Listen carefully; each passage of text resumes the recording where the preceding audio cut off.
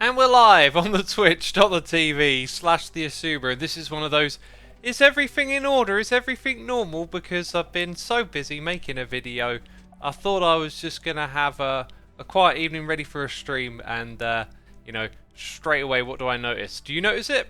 I noticed that there's something wrong. I'm going to go and fix it right now. It's my skin. Changed it for the video. You know, the Bowmage skin is for Hermitcraft. I love that. It's just like, here we go again.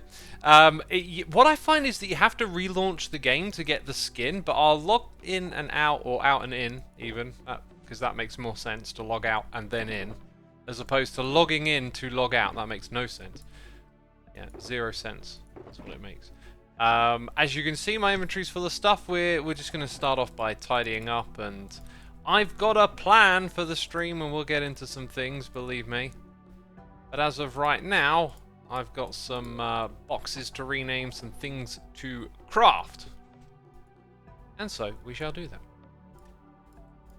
I'm blue, dabba dee dabba da, and dabba dee dabba da, and dabba dee dabba die. Blue, die. I want to make this box blue, but then it makes the box, or the item on the box, less... it's not too bad, actually. Yeah. Makes it less readable, I guess you might say. Anyways, we're just going to do some simple stuff, because I'm exhausted from video editing. Which was fun, by the way. It was fun. We've had a new Patreon. It's Michael Mac Eckern. Thank you ever so much for signing up on Patreon. Appreciate you. Hope you enjoy playing as a part of the Let's Play Minecraft Together community. I'm assuming that's why you've signed up on Patreon. I believe that's why most people sign up over there. Talbal, thank you for 28 months. Oop, my apologies, is here for 6. We got Lays24MC here for 10. Yellow Harold's here for 78 months. That's an Evil X right there, rolling in, strolling in. And Side Ducky, thank you for using your Prime on me. Appreciate it. Appreciated. Yeah. I'm just going to chuck these down. Grab a bunch of those. Start turning them into blue dye. We need automated crafting. It's, I was about to say it's 2000 and something, and it's like, it's 2020, dude. I was about to say it's 2016. We need, no, it's 2022X. It'll soon be 2023. Oh gosh, soon be Christmas. I mean, 2 months, 20 days? Something like that, and we're at Christmas already. God, it flies by, doesn't it? My birthday soon, actually. I don't do much to celebrate my birthday. I don't like celebrating the passing of time, but I gotta say, I think as I've gotten older, my views on that kind of stuff have changed a little bit. Just don't need to be so dramatic about it. Herminator, thank you for 43 months. Seth Payon, thank you for 34. We got Alexis L75 here for 4 months. And Michael Stickles here for 70. Already in bed, early day tomorrow, just gonna fall asleep with you in the background, X. Wow, okay. You are slowly falling into a dream. A dream. No, I don't even know what that is. Right, so look, obviously, look, we've got a load of red dye, right? So one of these, maybe this one over here, we're going to call it red dye. And my plan is to make a box for each of these. I don't think I'll do this all on camera, just while people tune in, you know, just kind of get settled in, get going, get acquainted. And yeah, that's one of my plans, to make some boxes full of dyes. We got noises in the ear. Tannenbaum for 15 months. I voted yesterday in Brazil. Have you followed the election? I have not followed the election. I do not watch the news as of late. It was my thing that I said to myself. I said, X, do not watch the news, and I've been happier ever since. Living in ignorance. Oh, I'm an ignoramus, aren't I? Dante Red Eye, 33 months. Thank you so much, my dude. Greatly appreciated. Winter Willows, 6 months. Also appreciated. And Happy Cat 1928, 10 months. Not appreciated. 10 is not good enough. 6 is great. 33 is better, but 10. Oh. Okay, no, you know I'm messing with you. Sir Gemin also here for 9. Billman68 for 69. Giggity. And Tani Glace is here for 38. Greatly appreciated as always, peeps.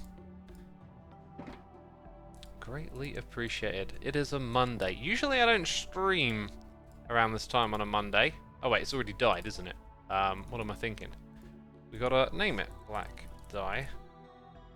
Yeah, that one's a bit more discreet, mysterious. Hard to decipher. So yeah, using the crafting bench, you can just do the old shift clicking. Like so. Crack on with all of that. So we're actually going to be working on the base today. Doing some expansion type stuff, farm building. One idea is pretty simple, the other one's a bit more complicated. Let's fill this sucker up. Maybe we'll come back down here later and do more. My scroll wheel broke today, says Taubart. I think my scroll wheel on every mouse I've ever had has always been broken. I have this like habit of just using the scroll wheel to select something on my hotbar, and the amount of times it just like flicks over to something else without me like, I don't know, it must be like I nudge it or it's like hanging, I don't know, it's not very precise. And like the several mouse or mice that I've had, they all got the same issue. And so like I go select something and then a moment later it's like, oh, I'm holding the wrong thing. It's just super annoying. Right. So I want to put in a cactus farm and a cocoa bean farm. Now the cactus farm will be more of a collection point. So it's like, where do I want to wander to collect it? I could do something like a bit more abstract and have like a little bit of sand and cactus. In my head, I've been thinking of walking up to it and picking the items off the ground, which is probably not the way to do it. We actually want to create a storage room, right? We've got quite a lot of mountain to like hide a cactus farm in above. If we come over to this area, it's not much higher. And then over here it gets even higher again, so there's a bit of cave up here. Probably maybe just I could always use water streams to bring them to where I am, so it doesn't need to like precisely drop. So it's really about finding an area that feels kind of right to walk up and have a few chests full of cactus, and I'm not really seeing an appropriate space. There's also on this side, like around here, but the mountain's a little smaller at this point. So it does feel like the back side is the best side. The back side is the best side, oh dear. Yeah, and then up here might be good, but I don't know where it's going yet. I'm feeling like it's got to be somewhere over here.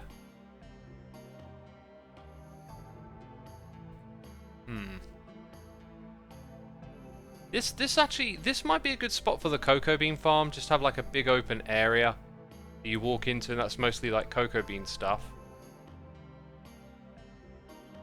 And then, you know, we have a corridor here. See, I do have other ideas for farms noted down, and maybe if I've got a reason to put multiple things in. See, I'm very bad at making decisions. Like, I'm not one of those peeps that just look like strolls in and is like, I'll put this here. I feel like everything has to consider something else. And there's really not a lot here that's... Oh, actually, we can knock a couple of these off. There's not a lot there that's that big. We've done the nether portal. We put in the bulk storage, and over here we got that. So my plans don't stretch too far as is, and I feel like this needs to be a corridor, as might this be, but this bit up here is probably going to have a little bit of trouble defining itself if there's corridors right, like left and right of it. So this is actually, I think this is the spot right here. We could transition or do something up at this level where maybe it's a bit like a mini desert-y room, and then above it, yeah, we've definitely got options. Okay. I think I like the idea of just seeing the cactus drop into the center of the room. Which is not here. It's around the corner. It's around the corner. Tani Glace also subscribing and gifting the subs. Jay's on fire. I am Sweetie. Y'all been gifted subs. Be sure to say thanks in the chat. Thank you so much for your support. I got a hot cup of tea here. 10 minutes in. Maybe it's a good time to start drinking it. I'm not sure. Coming here from your mob vote video, I've got to say I'm dreading this vote as much as I'm looking forward to it. You make a really good point. They always lead to disappointment, says Zoe. Yep, that is how I look at it. You offer free options for which the player is able to then, you know, put all of their imagination into and invest into getting that thing that they really want. Then it turns out to be not quite what they thought it was, which is, you know, a likely scenario because of the nature of what it is. And so you get a lot of people that also had their ideas set on something different, and it doesn't come to be. You know, for me, it's like I'm aware of all this, therefore I don't get my hopes up. I'm just like, let's wait and see. So as we learn a little bit more, there'll probably be something that I want to vote for, and one that I've got a hunch is going to be good, but I know that Mojang could go and implement it completely differently from how I would, so I'm like, I can let it be. The problem is, mob vote doesn't feel transparent. You don't actually know what you're voting for because they do not fully explain what each mob vote does, says Skyfighter. Yep, that's another component. You don't get a full explanation, do you? Absolutely not. Although I wouldn't say, I don't think it's like a lack of transparency. That's the nature of the event. And it's not, I don't think it's really like Mojang's tone or the promotional material's tone to sort of explain or spoon feed that to the audience. The audience is primarily young, and so they might not just pick up on this stuff themselves, you know? And then us, maybe older heads in the community kind of pick up on that stuff, but yeah, I wouldn't say it's like a lack of transparency, it's just the nature of how this kind of communique works. Right, we've got a few bits of sand and sandstone and stuff here. And I'm going to make a crafting bench. Of all things, Winter Willows, thank you so much for not only subscribing, but for gifting subs too. To Ansurvey, Flame Spirit, Nana2 Panda, Katie Pie, and Slytro. Y'all been gifted subs? You've been gifted subs. Be sure to say shanks in the chat. In the chat. Oh, don't clip it. Yeah, grow up. Okay. Oh, I already had a few. Oh, whatever. Yeah, I feel like a step down into this area. I mean, it's like hard red into yellow. Now, yellow kind of looks good. I think it'll have a nice natural contrast with what's going on around it.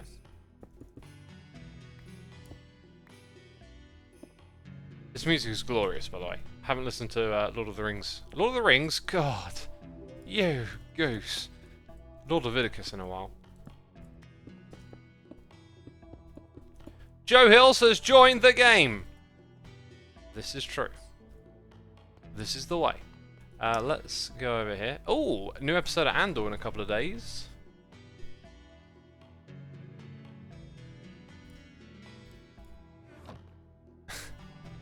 Shord Shavidicus, says Curls. Brilliant. Shord Shavidicus. That actually kind of works. I like it.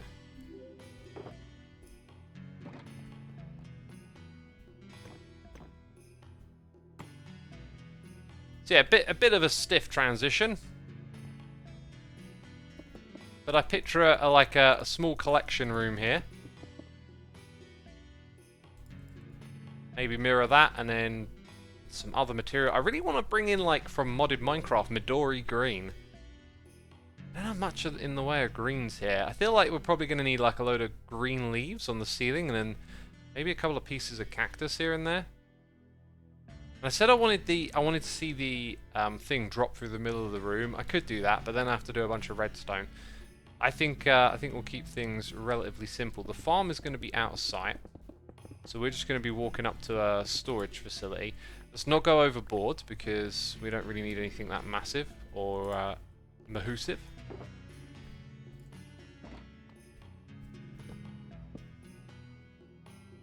Yeah, pretty much. Oh, do you know what? It's dark. It's dark and gloomy. Light it up. Start a fire. Right, I think it's tea drinking time, by the way. Hey X, started watching the Jeffrey Dahmer show on Netflix, and I don't think I like it, says NF Script. Yeah, it's a hard show to say you think that you like it. It's more like you're mortified by it, maybe you're morbidly curious, or like dark things interest you, not in like a, I want to do that way, you know what I mean? But it's a very dark story. And now that I've watched more of the show, I've been thinking about it a little bit more. I've been looking at some of the reactions online. Not too many, because I didn't want to spoil it for myself. But a few interesting conversations come up around that show. Which is, one, you know, what does this mean for the, like, victims of those, you know, murders? I mean, like, the families of, the survivors of such events. What does it mean for them to see this turned into a show? I often feel like these things are, like, fundamentally, you know, anything should be able to be turned into a show or a thing, but, like, that doesn't necessarily mean that it gets done right or it's tasteful or whatnot. You know, you hear stories about how some victims aren't even contacted and then they're misrepresented, and that's, like, not great, of course. But I don't think it's a reason not to do things, and it's a shame that, you know, some people have to, like, relive these traumas and events through a TV show, but to me it's like, that, I don't know, that doesn't, like, rule out creating it. You know, there's lots of things that happen over time that get documented on. I had a comment talking about, like, world wars, which I thought was a good point. You know, these utterly incredible events when it comes to, you know, suffering and destruction. Just such an insane amount of both of those things. And yet it's really important to cover it historically so that we don't make the same mistakes again. And then we dramatize it into movies, right? And that's heavily normalized as just sort of being something that we do. And that's, air quotes, okay. Yet, when you then look at something like the Jeffrey Dahmer story, it takes on a different light, even though technically it's something similar. So I think it's about, you know, trying to do things tastefully and, yeah, doing the right thing by contacting the people involved to some extent. And you're probably never going to please anyone, or everyone even, in that process. But the attempts to do that should be made, I think. I can't imagine how you would do a show without having an interview with their victims, as they are part of the source material, right? You want to capture what they felt as close as possible, says Skyfire. It really depends on who's creating the show and what their objectives or what they think they want to do with it is. Like, I think sometimes, you know, maybe the person creating the show is like, oh, this is a cool story, I want to turn it into my own thing, right? And then maybe they have more a respectful mindset. Like, it all depends. And I don't have the answer for you on this particular one. But I do know that there's a lot of documented, like, you know, there was a thorough police, well, I say thorough, the show suggests perhaps, like, even that may have been neglected to some extent. But, you know, there were, you know, interviews with him and whatnot done. So there's probably a lot of source material. I don't think they need to, like, go knocking on doors again, but maybe it's something they could have done. I really liked the episode with one of the victims. What was his name again? I keep thinking Enroll or like Enry. It was a bit of more of an unusual name. He was a deaf character. And I really liked how the show just took, like, a complete change of pace to kind of, like, portray this character in such a nice light. And there's this moment where it's almost like he could rescue Jeffrey. He could almost save him. And I don't know if that's a fictionalization or not. But they created such a beautiful character, and it took you out of the horror of the story for a moment. It was almost like you thought it was going to go another way, and then it was just gut-wrenching when it didn't. Very, very powerful stuff.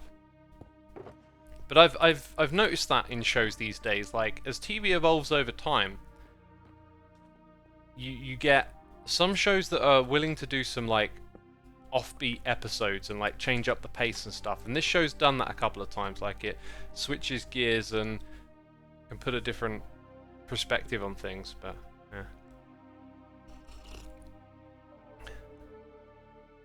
yeah. We got Greegypt here with some cheers and biddies saying, "How are you, X?" I'm good, thanks for asking, my dude. Appreciate those biddies.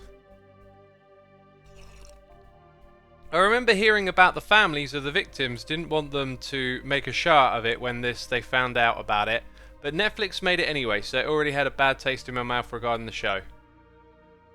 Yeah, I'm not surprised to hear that. I mean, of course they wouldn't. Like, it's going to be traumatic for them. You know, I talk about on occasion like things that air quotes trigger me, and how like when you have those strong emotional reactions to something, I don't believe in putting it on the thing itself. It's for you to understand, right? Like not to blame someone else.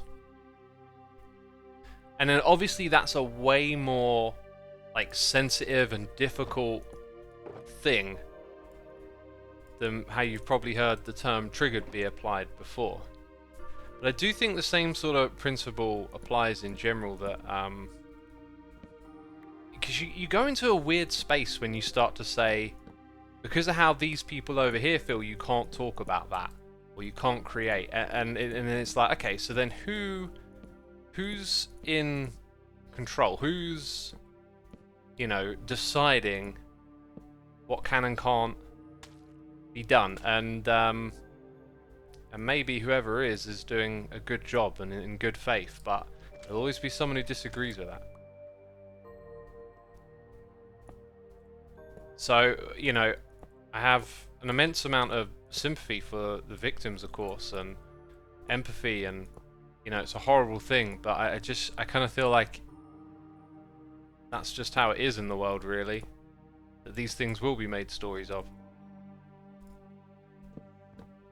And maybe there's an argument to be made that you should wait until, I don't know, people involved have passed on and it's, you know, not a pain that someone's currently living through, but like a whole other conversation right there.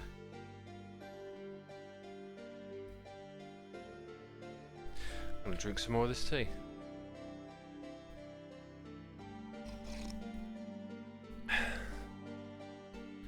Grumpy Bummy says, "I really enjoyed your video regarding channel growth. It had a good conversation in the comments." NFS Crypt says, "Chernobyl is an example of a dark subject matter told in a sensitive way."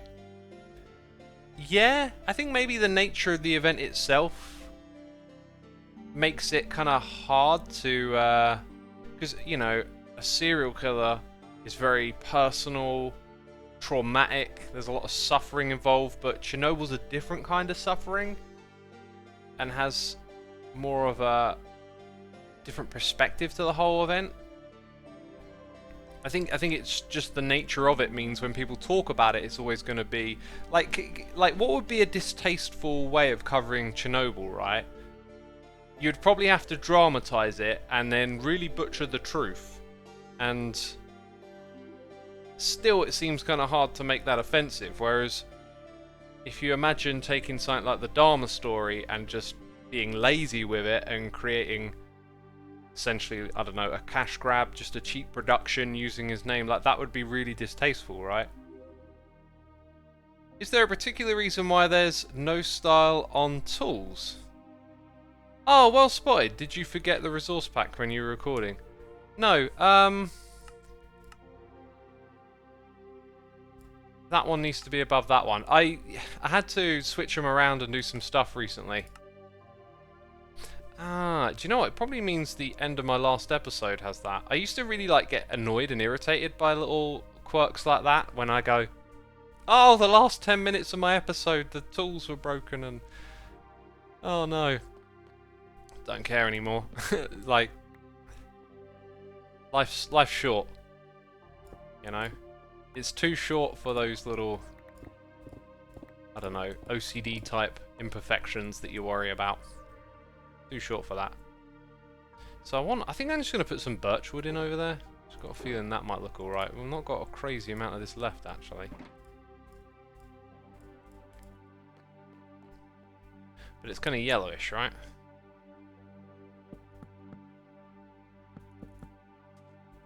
Yeah, that'll do. We'll encase all of this with that.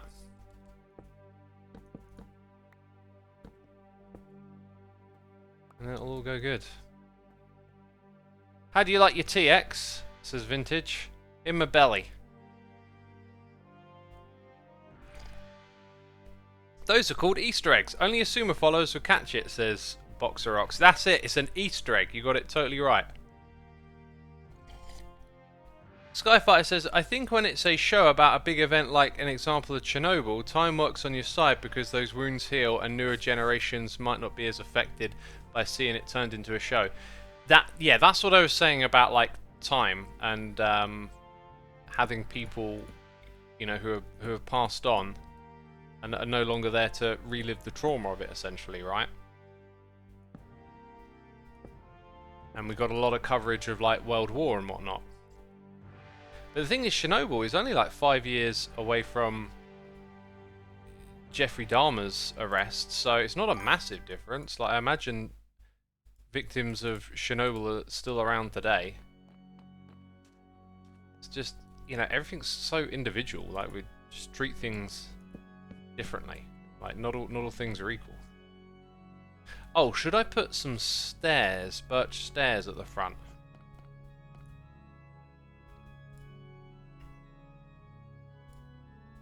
And then I got a feeling we'll probably want to put some trapdoors or something on top of that.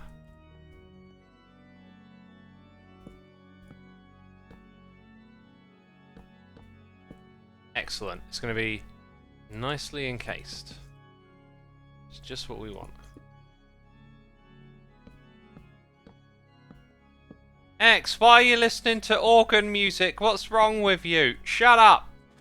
It's perfectly fine.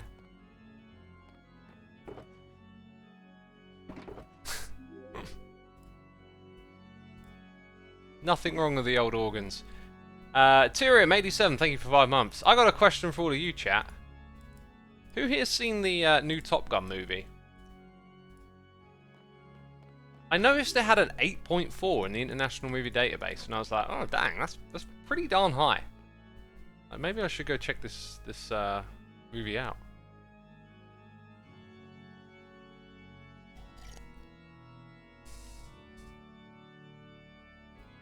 Me, it's amazing, says Diddy. Curl says, I didn't, no interest. You see, I had no interest, but... FashionX says, the worst movie in the world probably also had an 8.4 in the International Movie Database. I feel like IMDb is good for me and my generation. Like, I'm kind of aware that there are other websites that do aggregation, but because I'm of this generation and I've been using it this long, it just kind of works for me. Like, I feel like I can navigate and look at scores and read comments and reviews and kind of get a feel from there. So when I see something with an 8 or above, I'm like, this is usually something that'll interest me.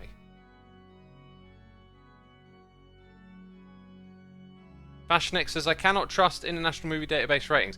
Well, what will be the reason for that? Is there a legitimate reason not to trust them? Because I always remember hearing this comment that was like in passing that sort of implied you would know what they're talking about when I didn't, which was something related to why the Shawshank Redemption is like really high up on there, and it made me go, what are you trying to say? But like, I never really learned anything further of it, like as if there was some sort of scandal around why it has so many votes or something. The movie definitely caters to fans of the original. Ah, interesting. See, I wasn't a fan of the original, and I was thinking of just watching it again and then maybe going and see the new one.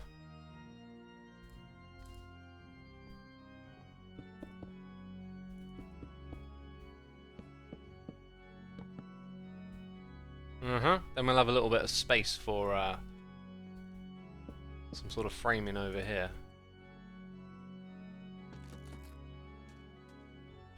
It's definitely coming together well.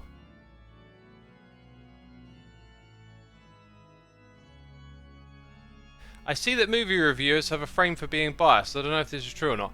Every review is biased. You can't have a non-biased review of a movie, right?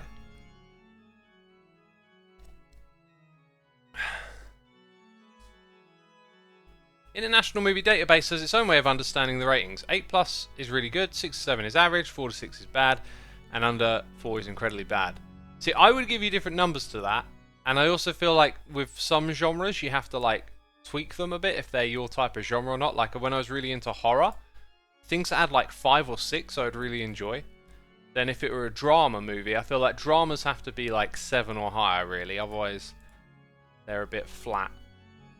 And then action movies for me really need to be like up towards 8.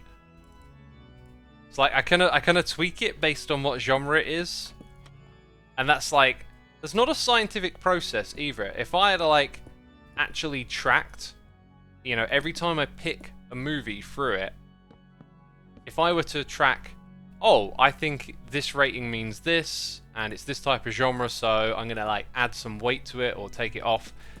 If I track that over time, that might be like something quite interesting to look at, you know? Like maybe you find out, oh, my intuition is terrible, this means nothing, or you're like, oh, actually, these numbers, you know, back up my intuitions. Turns out I really enjoyed these ones, or whatever. But I've never done that, so I think I know how to do it, but maybe I'm wrong. That's fair, that's a personal process. My favourite horror movies are far more experimental and they never climb past a 7, says Federal Farmer. I watched quite a few of these Japanese handheld horror movies at one point in time, and I was just totally like engrossed in it and binging on it. And that was some really obscure stuff. Like the kind of stuff where there isn't even 1,000 votes on it. That's about the only time I really like got into some sort of like really indie or more niche, let's say, stuff with movies. The guy I used to work with, I remember, used to be into this sort of like deathly cheesy blood splatter horror. Like everyone's probably heard of or seen, well, I say everyone, probably not actually, but what was the Peter Jackson movie he did? It was like a step into this like slapstick over the top goriness, and there's a whole like rabbit hole of horror there, like a whole genre. This guy was really into it and I just couldn't get into it. Have you seen the newer movie called Don't Worry Darling with Harry Styles? I have not seen that. Mark New, thank you ever so much for 9 months of support, my dude. Twitch baby right there. Prime needs a reminder feature. Enjoy full Xisuma. Pumpkin curry is epic. Ooh, I would love to try some pumpkin curry. Tyrium87, thank you for 5 months, my dude. Appreciate it. When it comes to curries, I've had so many now, and I don't know. I was gonna have a curry like in a couple of days because it's been a while, but then I was just like, I can't be bothered. But like whenever we go out to a curry place now, I'm always interested in just trying something different. I've had all the classics, so like now I'm just like, I know what all that's about. I'm down to try something different. Pumpkin curry sounds kind of amazing. I think what I came here for, yep, was this stuff. I was going to put some of that in, but no, I don't think we will. A while back, X was trying to remember some 90s sci-fi movie. Did he ever figure it out, says Taubar. I did not. I had a lot of suggestions, and nothing really came close. So I still don't know what it is. The Peter Jackson movie is probably Dead Alive. That sounds like it. That sounds precisely like it.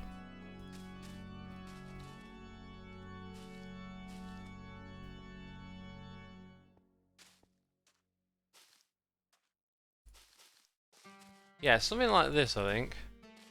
And then it just probably needs a couple of those. That's kind of good.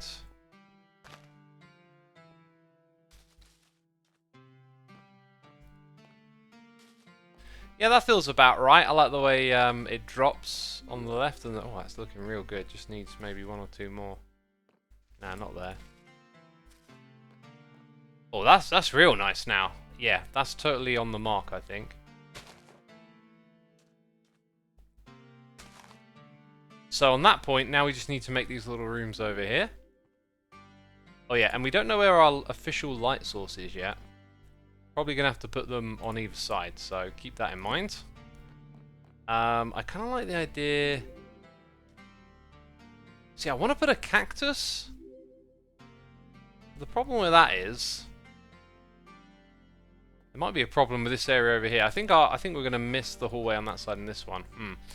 The cactus kind of needs to be away from other blocks. Is a bit of an issue. Do I even have a cactus to hand? I do. That's good.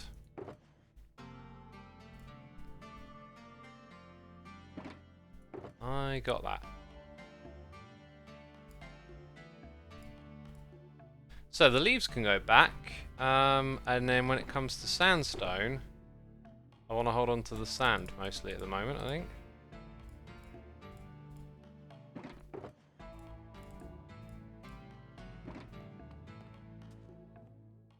So in my head, what I'm thinking is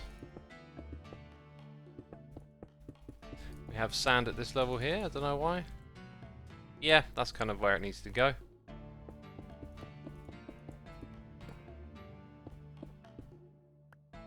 Didn't quite pick that up, did I?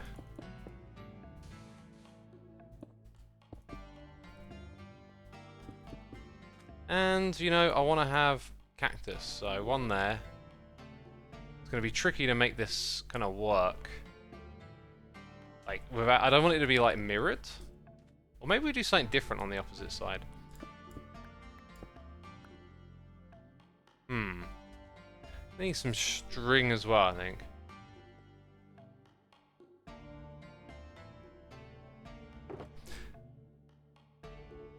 There we go, some string.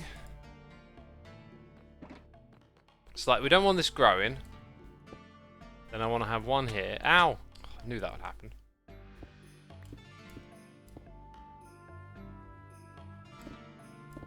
Oh, making all the mistakes now.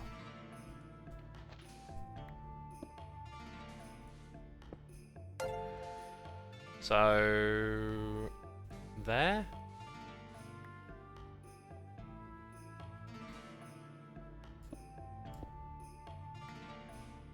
Right, and then I'm going to need string. I'm not sure actually, can you put string? You can put it directly next to the cactus. Interesting. Because that'll then hold up some sand at this height. And that allows us to do that. And then in theory, I could actually put string there and sand one block higher.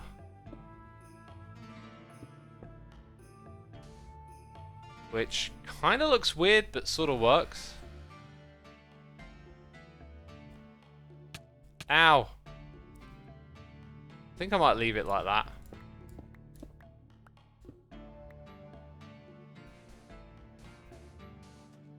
And it just needs like a little couple extra things in here.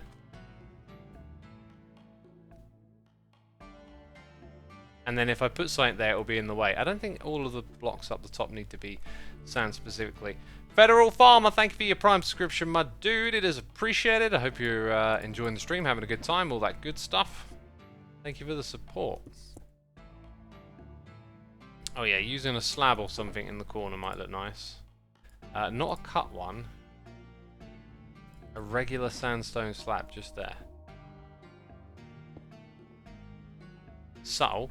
Right, and now we just need like a couple more detailed type things. I can think like a dead bush. Oh, look at that. Dead bush is like a deserty thing. Just gonna put that up there. Maybe like an item frame with something? I tell you what, we need our light source. We'll put our light source in there.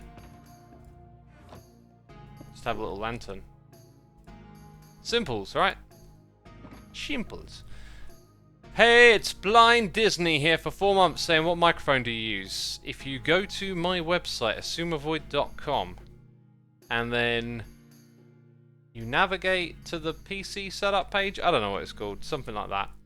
You see it's a Logitech headset. Very old one. That is the microphone that I use. Aha. Right, on this side we will do something similar. So I want to have one there, and then the one on this. I will struggle to do that, won't I? Maybe we'll do something with water over here.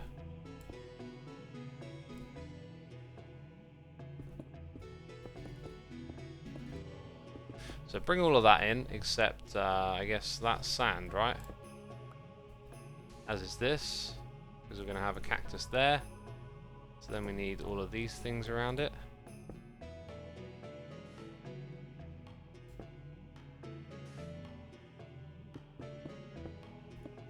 Cover up all of this. And then we need one at the back.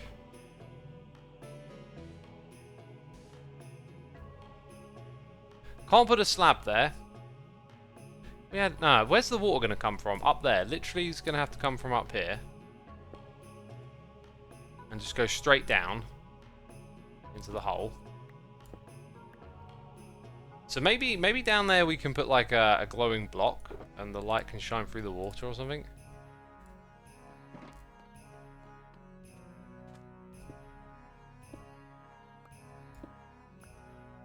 Let's go ahead and put an upside down one of those. In fact, I'm going to do that here too. Yeah, change up the small details. Crack's going to say something about the water touching it, I think. So we'll go for that.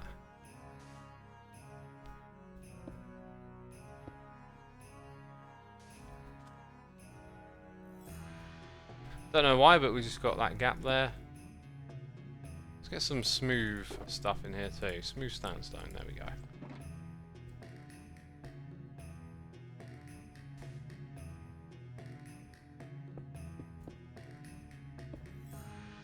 Okay, and then up the top here we're going to have water come out of that bit.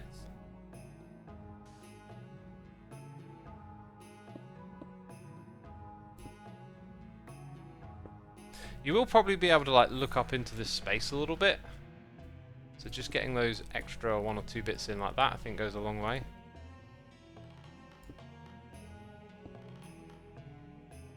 So it's got a bit more sort of structure to it, hasn't it? And therefore, one of these might just hint a little bit of that. Or maybe some of those blocks too, actually. And it looks like you're next to more of a building now, doesn't it? And that's actually not necessary because I put like another block above it. So I feel like there should be some sort of little something or other. Like a flower pot. I don't think I've got flower pots in any of these. That's one I should really get. Oh no, there they are. They're in the blocks. Or I could put like a grindstone down. Maybe a cobweb somewhere. Oh, a little cactus in it. A little cactus in it. Of course. And then we're pretty much there, I think. Let's go and get that water.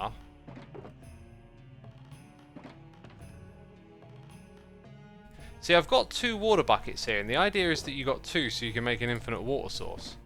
But then I always end up needing just 1. I should really have some ice on hand.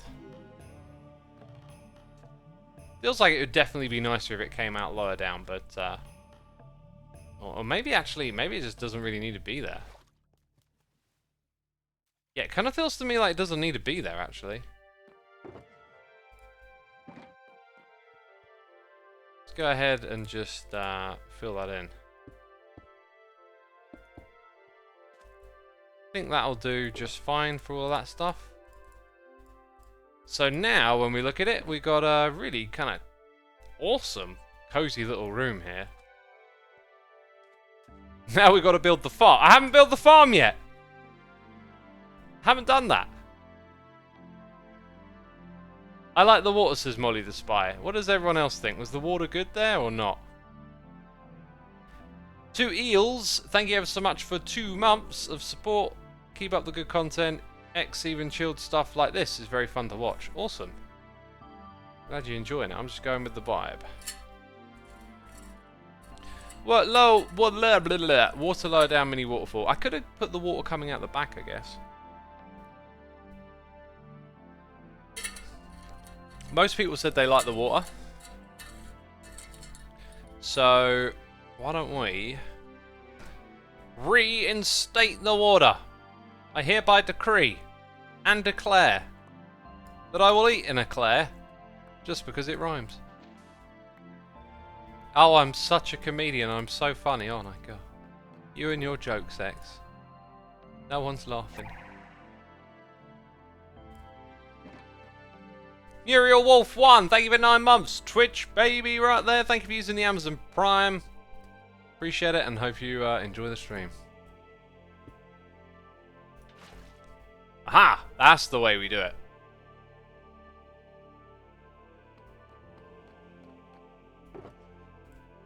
Cool. I half wonder if we should just turn our attention to this area next and do the cocoa farm. Because, like, the cactus farm's a bit of a grind and we've got some sort of aestheticness going on at the moment. Aestheticness! It's a new word. I don't know. I'm finding my way. We actually need to do some, like, redstone technical stuff here, too. Like, how am I gonna build this farm? I've done so many different cactus cocoa bean farms over the year. I think one of my favourites was Season 7, where you go up and down in a minecart. I'm not really looking to do anything technical with, like, easy replanting. I feel like I just want to walk in, get a bunch off the woods, and then, you know, pick it all up. Pretty happy to do that mostly manually. So I can see us having, like, some rows, and then just a little bit of redstone to activate it. I think it's time for a little bit of redstonage, actually. Redstonage. Oh, he's making up words, is he? Let's go into this mode. Whiz over here. Grab that. So what I reckon, well, we're gonna have like rows of jungle wood, and it will probably be stripped so that we, you know, don't accidentally strip it at any point. Then we want to activate this, and like what level is the floor at is a question. So let's say our floor is made out of andesite. Like, it could be there, but we might want to run a line of redstone. Probably very easy to sequentially line up some simple redstone, right? So then it goes up, and then we want to push it down. Now at the top, what we could do is one of them's like this.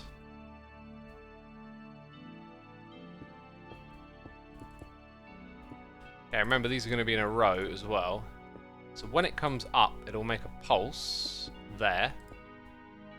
And I think actually it might be super simple. So just do that.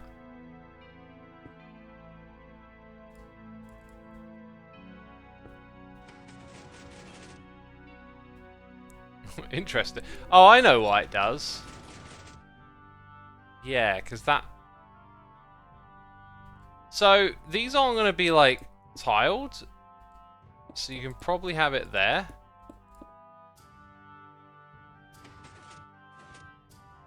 Ah, but the clock is important, right. Need that delay. So your input down here will need to be something different.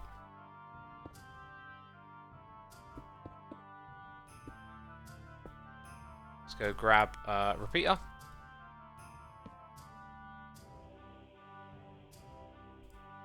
Get ourselves a source of power up here. So something like this. Now I'm also wondering if then that would work this way around. Yeah. And then that's just a little cleaner, I think. So we press a button. We can have that. Yeah, that's it. That's all I needed to know. Yeah? We can now go onto Hermitcraft and just design this thing, basically. Pretty cool. Winter Pearl words says redstone hurts my brain. When the redstone hurts your brain, you gotta keep going until it doesn't. It's satisfying when you figure out how it all works. Yeah, definitely going to need to consider lighting in this area, right? Now, in terms of size and whatnot, I know we've got a little something over there, so let's go investigate how how much of this space we can use. I think we're going to kind of lean into that a little bit. Yeah, then we have that there. So maybe not. Maybe if we go with this dark oak wood, the edge of the room is just going to be like here. So now we know like the size of the room. This is really fun. I haven't done this a lot lately, just like doing stuff kind of on the fly. I feel like it's a different way to play the game. Just too often it's like all this pre-planning, overthinking. And one thing I would do is I would sort of orient my shulker boxes and storage and stuff a little differently if I played like this more, I think. Because now I see the utility of just having lots of different things available in your shulker boxes. Now I was about to say that actually we'll bring it forward to hide the lamps, but what we'll do is we'll double up on the lamps here in the corner. So we can keep that. We can also make this go a little bit higher up here. So we can go kind of like as high as that. Maybe have a few more lamps around the room to kind of decorate. But that's essentially going to be it. So let's figure out this width. Yeah, this kind of like build on the fly stuff. It can be a lot of fun.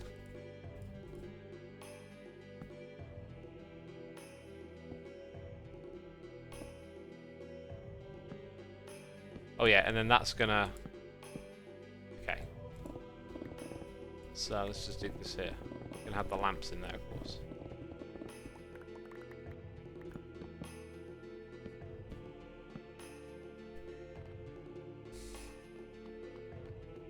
It was the fastest redstone farm design ever, says Girls of Doom. It was pretty swift, wasn't it? But there wasn't a lot to figure out, really. I mean, the concept was already in my head. It was just like, you know, what components do I need to figure out? So when it comes to redstone bits, we don't need those. We're done with the sandstone stuff. That's probably not even going to be an element in this new room. This yellow one here is going to be like the junk. The junk in the trunk. Do we have the means for space here? Almost. Kind of. Not.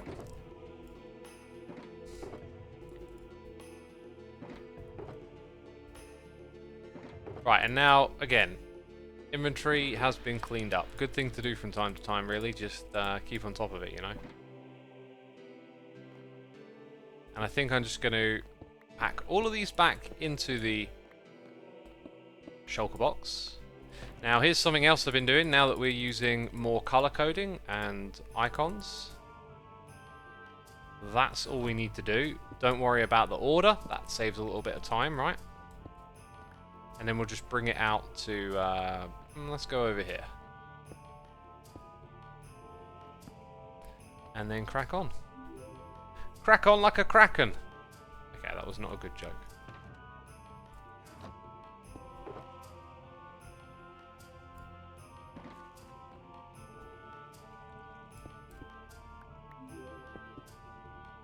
So yeah, we got that in the corner.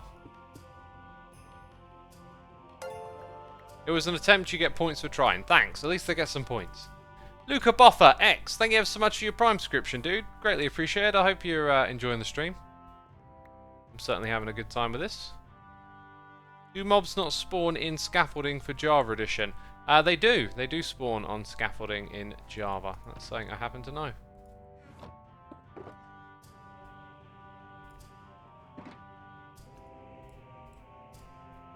Right, lots of slabbies, maybe too many.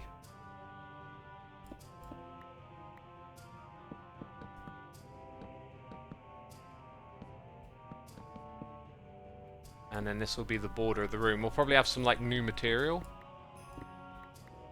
in the middle. Actually, I don't know how big this is going to be yet, so we need to suss that one out. Pick a number, that kind of thing.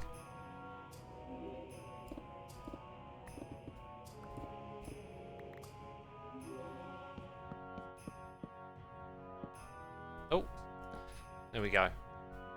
Oh, maybe we'll just put nether bricks in the middle? Yeah, I think we'll go with nether bricks in the middle. Then you know, it's all figured out for us, essentially. Just saw your mob vote vid, says Oliva. How was it? Was it good?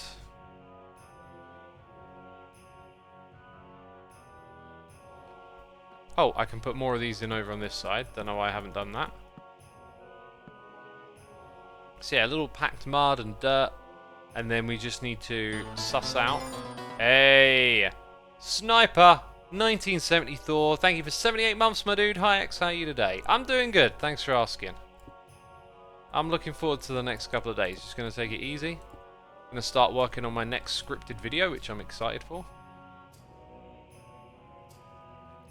Okay, so I kind of want like maybe one there.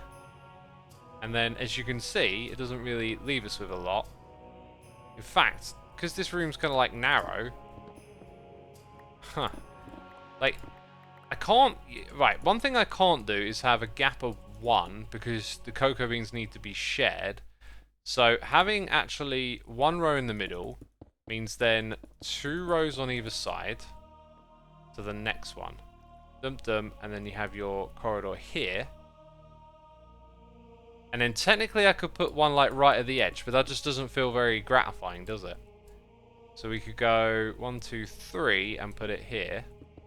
I think we're going to have 3 of them in a row. And then you've got a gap of 2. Yeah, I think that's the way we're going to line it up. Actually, you need to strip out everything here. But for now, that's going to be it. So then we want a bunch of pistons somewhere down below. This might be a bit of work to construct, really.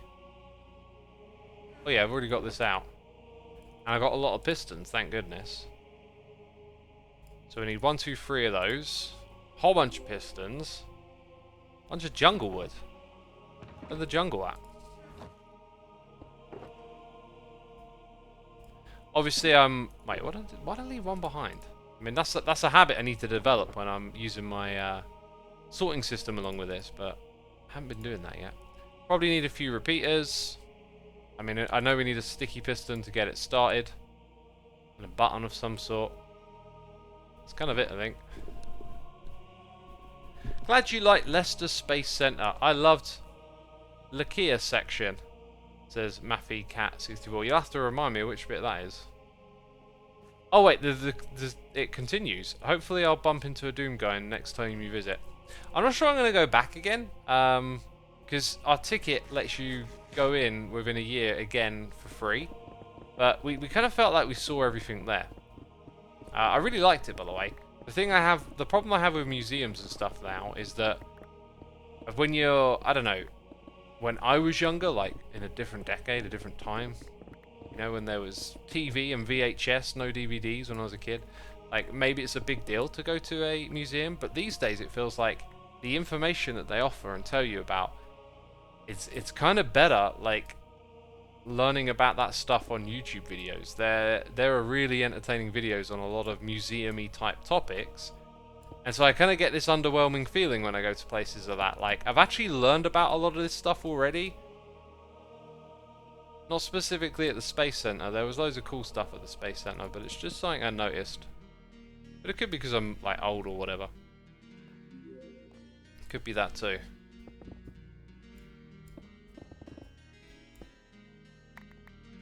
So the place, I mean, yeah, no, I need to go one lower than that.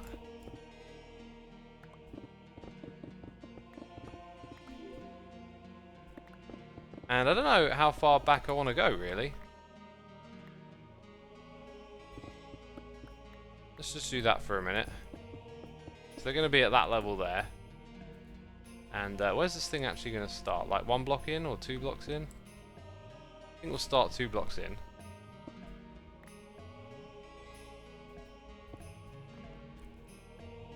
And then we want to leave some spaces, maybe 3 at a time. And then you have your little redstone lamps. That's not free. Do I have a torch? Brilliant, I do. What was it? 3? 1, 2, 3.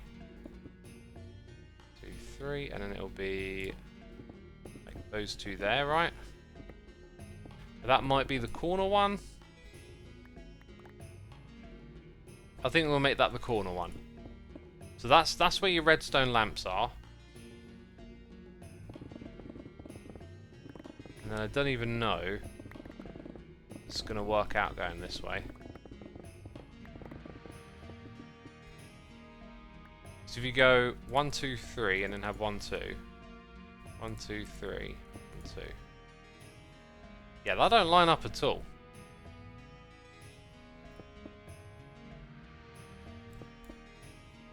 So at this point I think I'm just going to have them line up with these trenches. Anyway, that's where the lamps go. That tells us a bit more about the size of the room, the scale of it. So we're going to have our slabs like this. It doesn't feel very big. I think actually, yeah, I think I've made it a little too small. Let's go and just push it back a little bit further. So 1, 2, 3. And then you're going to have lamps there.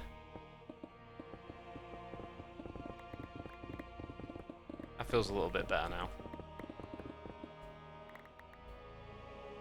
Cool, I'm going to get a whole bunch of stone out of this, aren't I?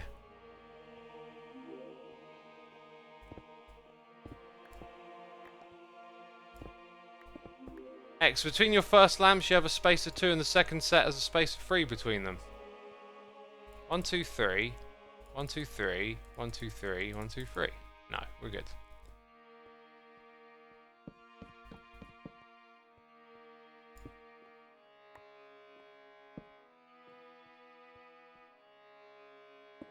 Okay, then we've got some there.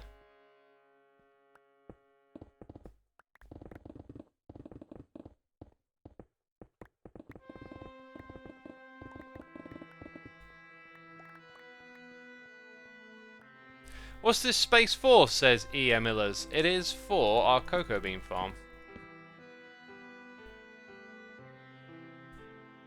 Not sure if it fits right now, but I was tasked with poking you about the new XS video. What does that mean, Curls?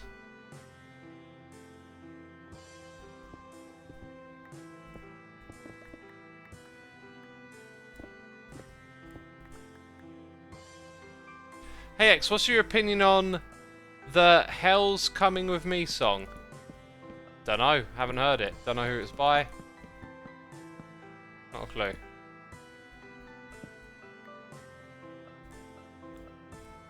Right, let's go ahead and do all of this.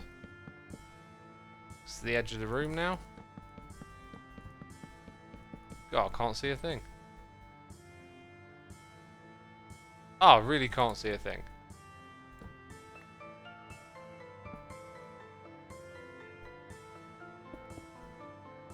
One, 2, 3. Do you know what I have been listening to? That new Slipknot album's pretty good.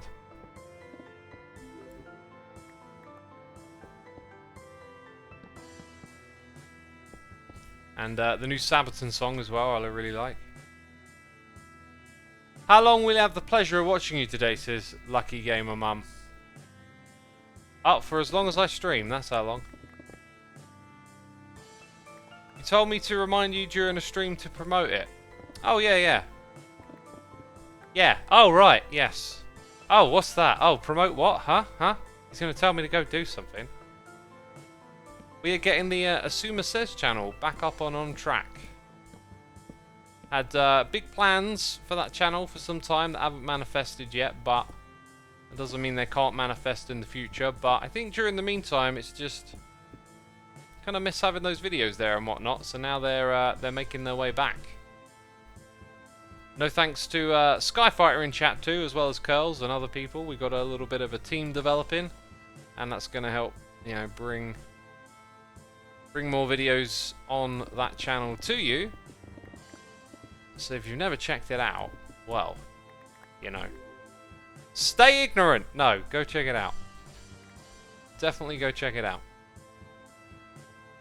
Nothing can go wrong. Nothing bad will happen if you check it out, I assure you.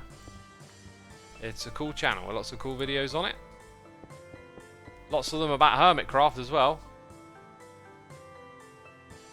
And anyway, you're invited to go over there and check it out. And yeah, there'll be more on the way soon. The last video is really good, actually. The topic is really good, says Skyfire. Yeah, it was an interesting topic. I love talking about, I don't know, just stuff that has that kind of like analytical angle on it is always super interesting. and how it intersects with something else.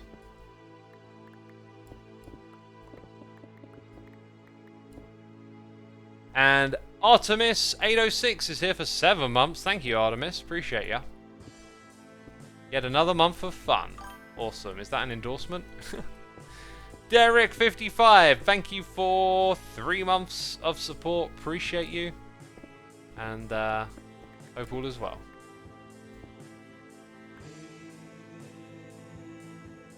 Mouth burps.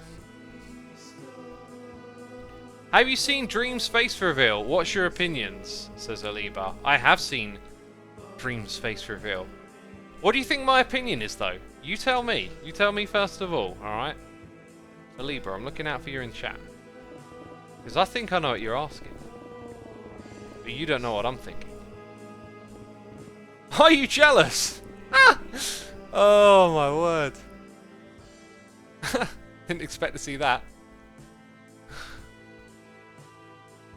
Aliba says, literally accuses me of being jealous. Wow. Wait, what? I don't even know what that means. I don't even know what that means.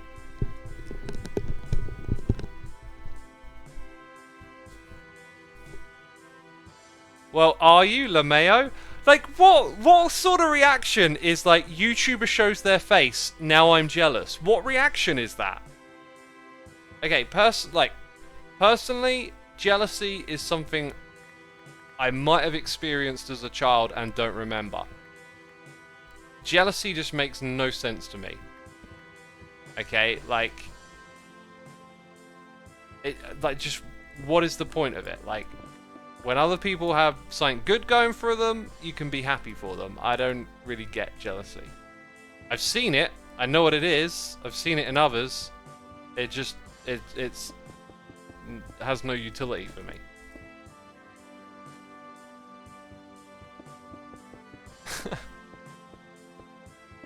I've seen it and I don't get how people could say Dream's ugly, says Sano Scala.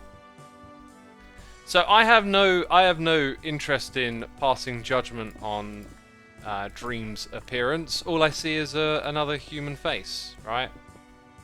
And some people are obviously born more attractive than others, and I don't see no reason to really make any remarks about that. If someone is blessed or not, like, probably wasn't of their choosing, just genetics, right? Anyway, I didn't care what this person looked like, and it wasn't a big deal to me, but clearly it's a big deal to the audience, and I'm just more interested in the meta of all of this, like, how people react to it is fascinating to me. Like, it's just, to me, it's like so not a big deal, and yet there's a lot of people, like, making a big deal out of him being, like, ugly or not, and then other people that are like, oh no, he's beautiful, and it's just a weird reaction to watch. It just doesn't really align with the way I think. Like, so I don't have a vested interest in that. But I am interested in, like I said, the meta-ness of it. For me, he's just a person, right? With a face. We're all born with them. And how this big deal can emerge around that is just really weird, and yeah, I guess I don't have too much more to say than that. It's just, to me, it's kind of bizarre. I do feel for the guy though, like, he's now probably put himself in the potential for, like, I don't know, a lot of stress or like overthinking. I have no desire to do a face reveal, but if I did do one, or one happened, maybe against my own will or something, I would know that people would talk about it, and I know it would be unhealthy for me to go and see what people are saying. Like, I just can't see any positives coming out of it. I don't think our brains were made to have our looks kind of analyzed by an anonymous audience on the internet. You know, like that.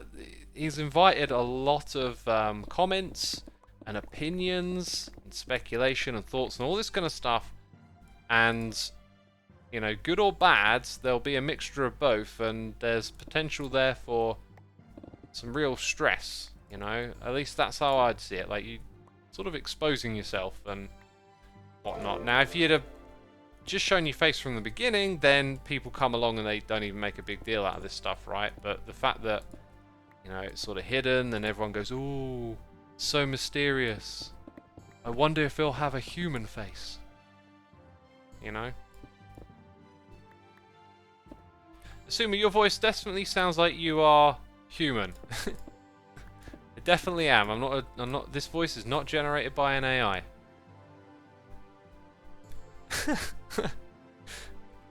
This voice is definitely not generated by an AI.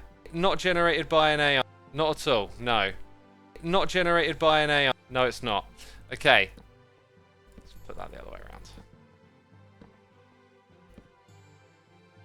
That sounds false. No, it doesn't. Not generated by an AI. Totally not. Daniel, thank you so much for 49 months. Appreciate ya.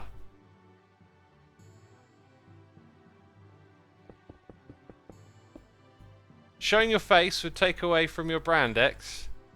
Probably would. I still have zero desire. It won't happen. Anyway, how about this? Like, why do... If some of you are Dream fans... I mean, I think I know the answer here, but like why do you care? I think it's not the care. I think I can understand the caring. You know, I'm just of a different opinion there. But I think it's the like judging, the open judging is what scares me. Like calling him ugly or praising. I find that like odd behavior.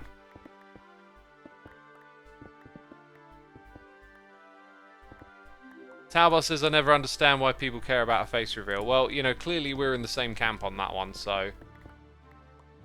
yeah.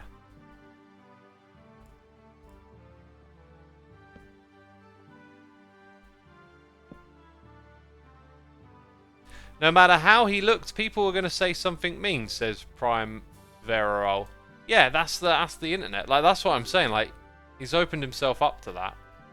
And I hope he's prepared. Or the internet can be cruel, right?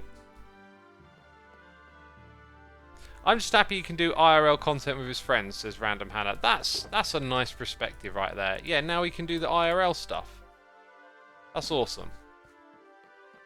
That's a good response right there.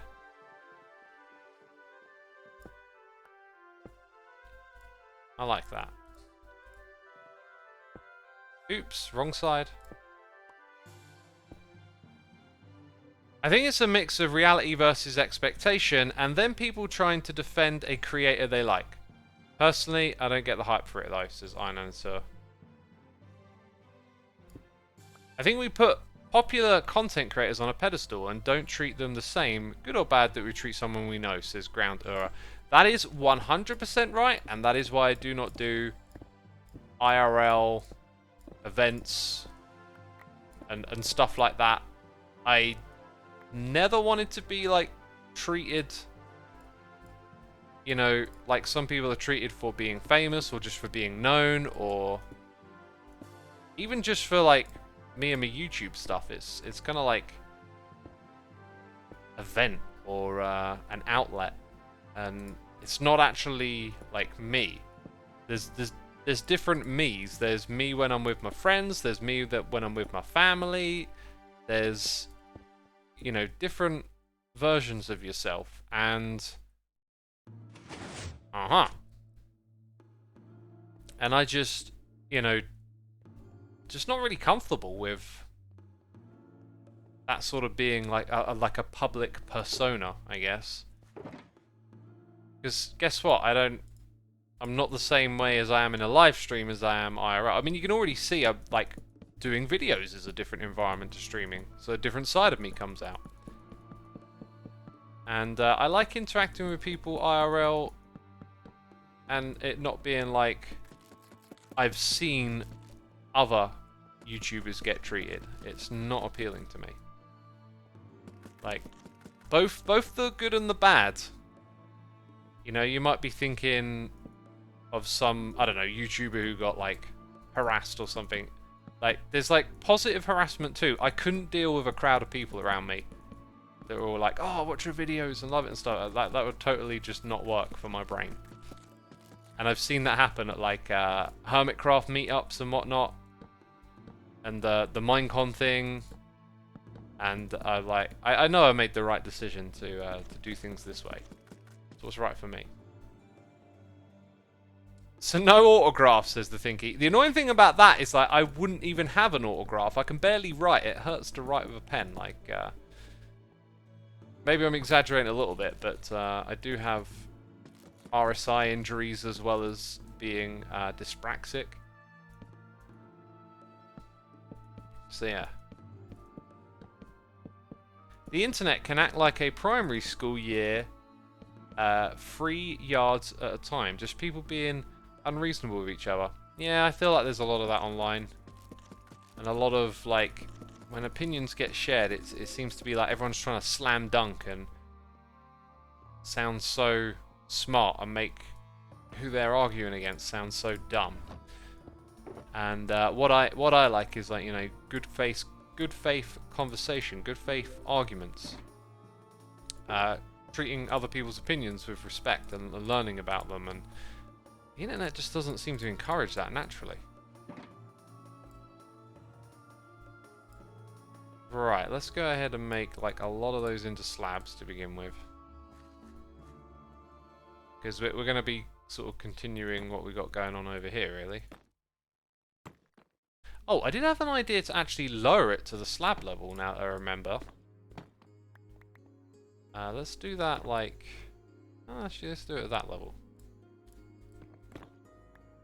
So maybe we don't need those after all. But if we go in like this... Right, I see what we're doing here. I think we're pretty much filling it in with those blocks that we just put away.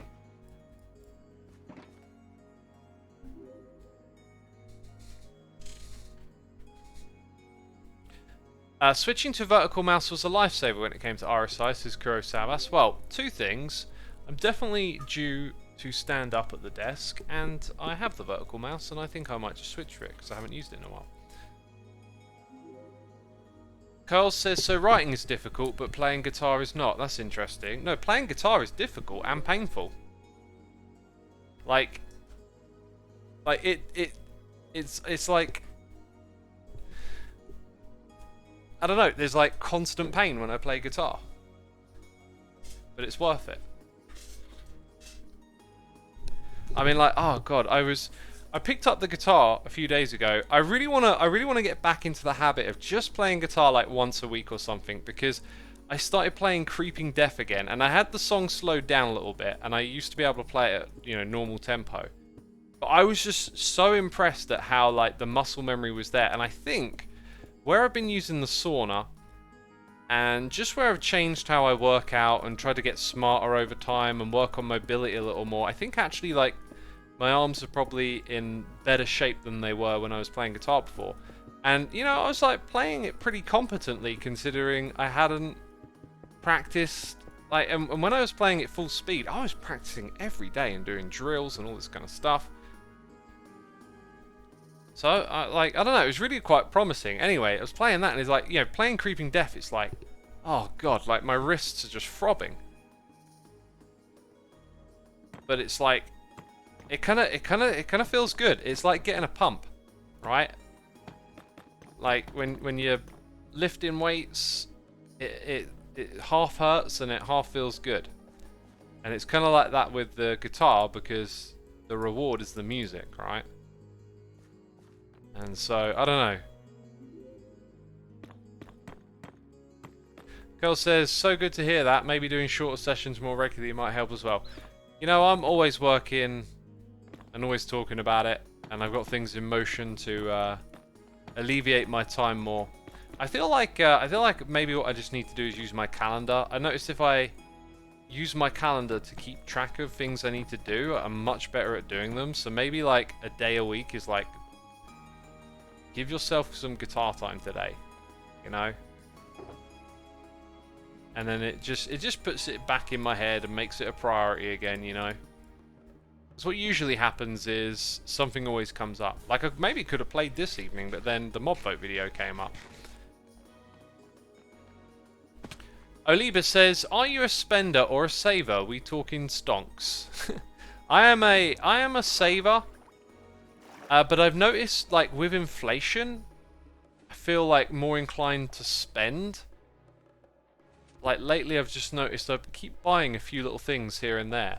Actually, some pretty good purchases, though. I brought this little dimmer lamp that I can, like, carry around the house with me at night time, so I'm not turning on bright lights all the time and sort of, like, winding down properly for sleep. I'm gonna look at, like, fixing up my garage a bit and whatnot, and just trying to take better care of, like, I've been looking at my house again and trying to improve the environment a little bit here and there.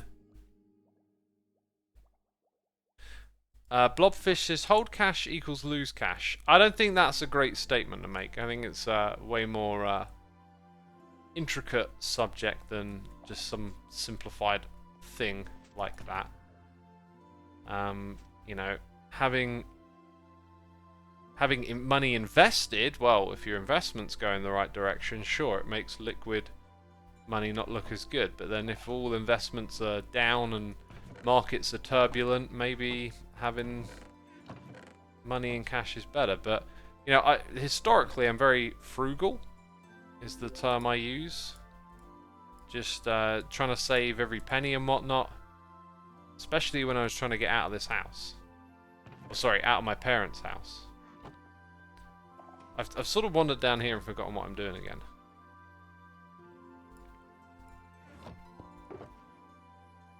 A furnace room is something we really need to build soon. And it will go in the area that we're working on. I'm always saving money, but sometimes it's nice to buy something you totally don't need, says Imeuki. Now, I feel like you almost landed it, but maybe not. Like, when you say something you totally don't need, if you totally don't need something, then to me that means it can be, like... You know, like if you totally didn't need something, it would just be something totally pointless to you, right? That's not what you mean. It's more like, treat yourself. That you actually... it's got to have some tangible value, otherwise it's like you're throwing money away, so... I think you're just saying, like, it's nice to treat yourself. Absolutely. But me, like, I just try and live my lifestyle, like, and not have expensive habits.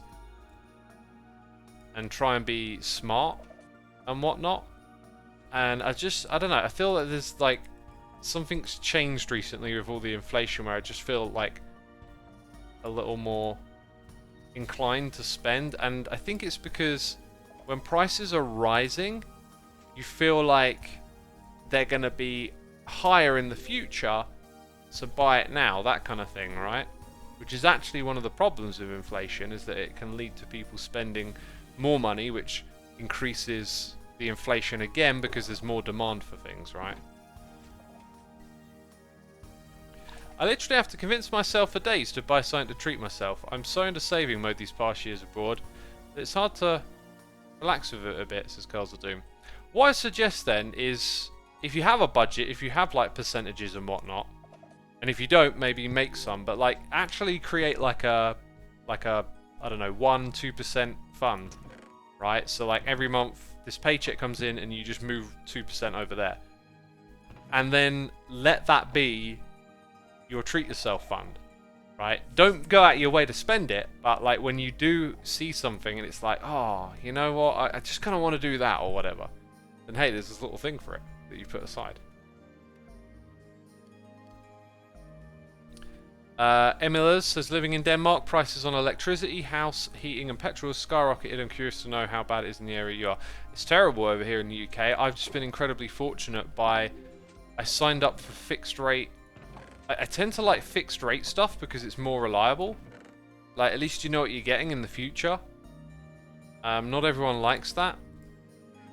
And I signed up for like this eco energy bill where you'd pay more and it would be fixed, but then you would know that you're only going to pay like this much a month. I see what this is. Huh. So I signed up for that, and as a result, I haven't been hit by the rising energy prices. And I imagine that the company are probably making a loss because of this, but Yeah, I guess their loss. Sometimes it's okay to let that buying dopamine in if you know how to control it. After all, discipline is important. Yeah, self-awareness. So many things just involve like self-awareness, right? Like if you understand that you get a dopamine rush from buying stuff, then you can leverage that. You can make it a reward. You can be smart about it. It's when you don't realize that that's what's going on that you can just be sort of taken advantage of and, you know, just think buy and whatnot. Live paycheck to paycheck. Anyone feeling the trickling economy from the rich can't say I've seen a penny, says A9 Tur. Yeah, so I've encountered that whole theory a lot and looked into these things. See, I don't really have like a strong opinion in either direction because you can paint things if you're just going to be like honest about stuff, you can kind of see it always swings both ways. Like, would you want to live 50 years ago or 100 years ago or 150? If you've studied a bit of history and understand how much things have progressed generally, then the answer is usually that you probably want to live in these times if you think in terms of science and even things like entertainment, medicine, infrastructure.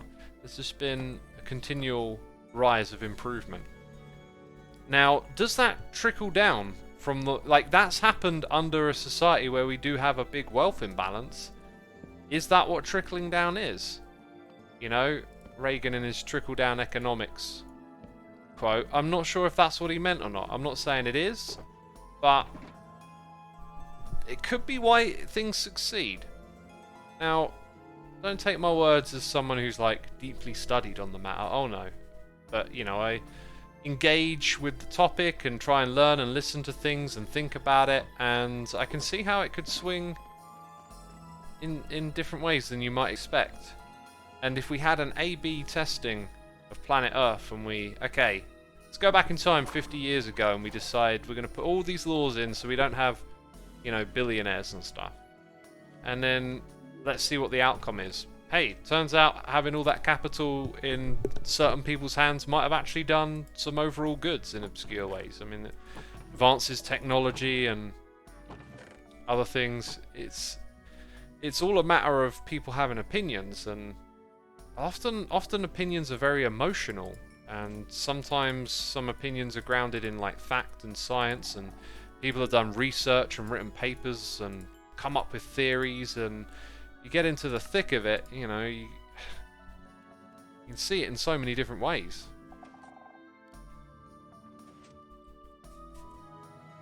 What do I need up there? I think I'm gonna power some of those redstone lamps. That's what we need, like more of these. Huh? And I AFK'd for some. Thou shalt not AFK. Do not tell Rendog.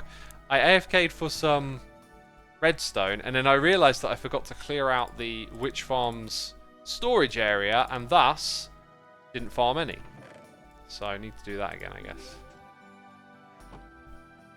Lawbreaker, says Canady. Don't tell Ren. If you don't tell Ren, then there's no laws that have been broken.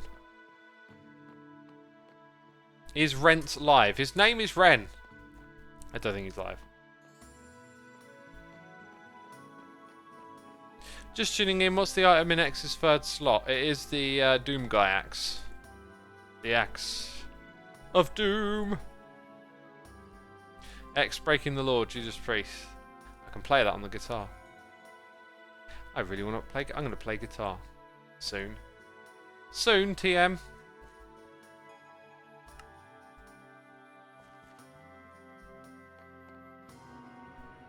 Take down the sign and make the law with it. Oh, what, just get rid of the sign, then it's no longer a law. I don't know if it quite works like that, but, you know. We can dream.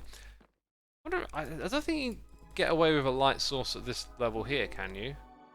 It might be worth a try. Let's see what happens. Get out some lights. I think this stuff might look kind of cool here. I really like the yellow one. In fact, I like all three of them, actually. That is, yeah. They made this change.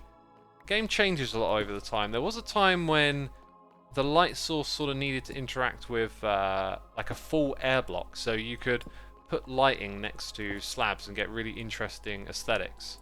It's kind of a shame that those things went, but it does make a fair bit of sense.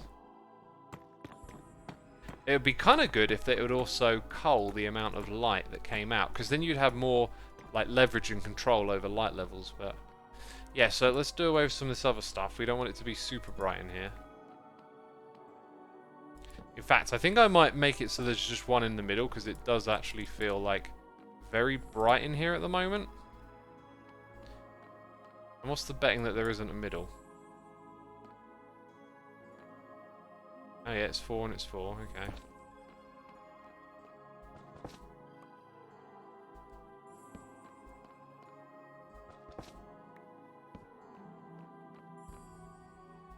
Is that right? Yep, just there. X, what's going to happen to your skin now that Ren's law is to only eat gigapies? Will you turn into a pumpkin bone mage? It might just happen, mightn't it? It might just happen.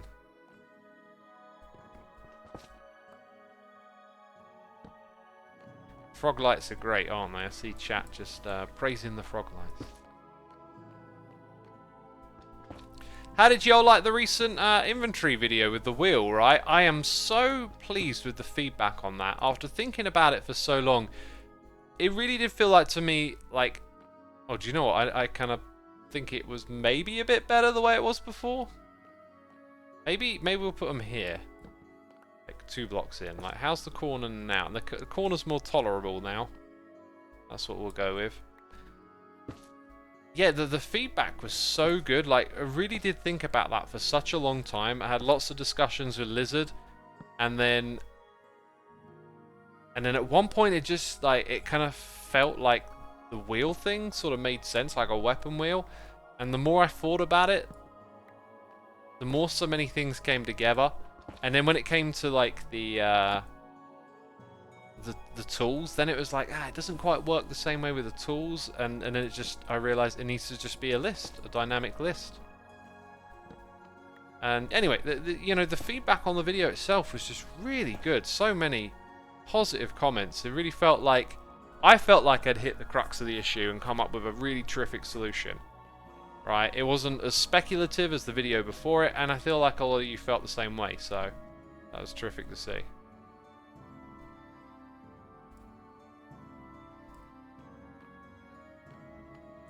Oh, wrong logs. I like the wheel, but it reminded me too much of emotes from games. Maybe a different format, but it was cool.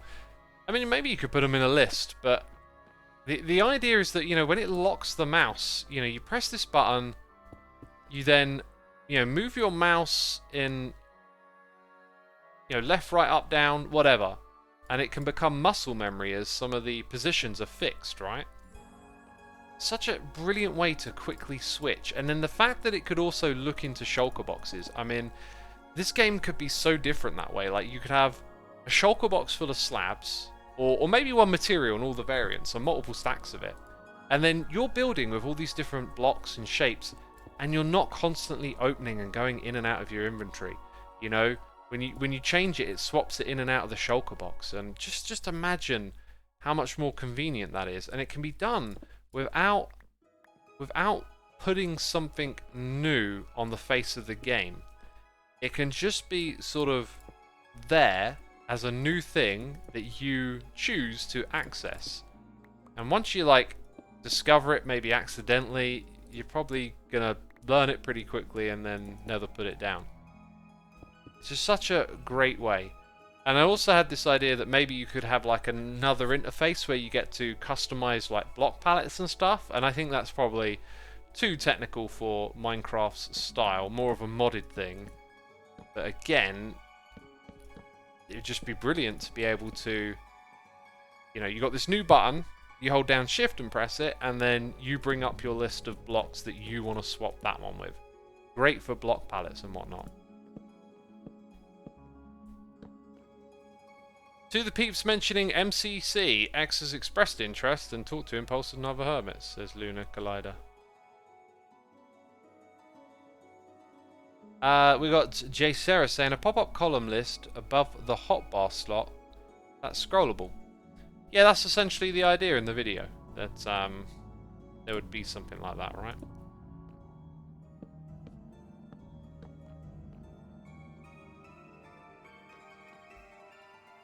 Wait, 3. Oh, I see. I just lined it up incorrectly here, did I? I think we're out of dark oak wood for now. So in order to finish this thing, I think we need to get up here and dig. How tall do I want this room to be? It's really a matter of, like, how high can you aim? That's a reason the slab floor is kind of bad. You can not aim quite as high. But even though I can reach that one, I think I can happily reach this when most of the way back here. So that's gonna be our ceiling level, I think. Yeah. And what I'll probably do is actually have it one lower somewhere around here.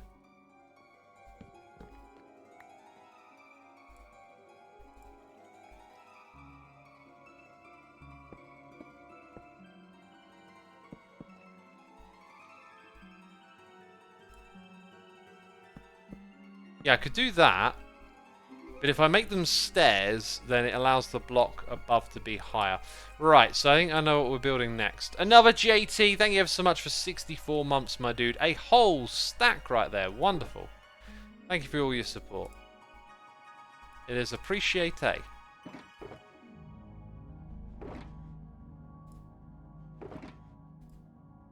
Alright, let's get a building. That's the one I was looking for right there.